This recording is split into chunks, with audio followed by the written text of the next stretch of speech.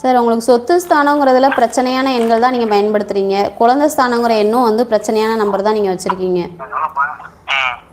அதாவது சொத்துங்கிற இடத்துலையும் சகல வகையிலையும் கெட்ட நம்பர், இது பிரச்சனையை கொடுக்கக்கூடிய நம்பர்.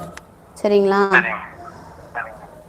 அதே மாதிரி குழந்தைகள் ஸ்தானம்னு சொல்லக்கூடிய கடைசி நம்பர்லேயும் வந்து 58 வருது. அந்த எண்ணுமே வந்து வரக்கூடாது. பிள்ளைங்களுக்கு வந்து நம்ம வந்து எதுவுமே சேர்க்க முடியல அப்படிங்கிற மாதிரியான 58ங்கிறது ஏழையாக்கக்கூடிய எண். சரிங்களா? அப்போது உங்களுக்கு பிஸ்னஸ்லேருந்து நல்ல ஒரு வருமானம் இருக்கா, இல்லை வந்து கம்மியாக தான் இருக்கா? டல்லாக தான் இருக்குது.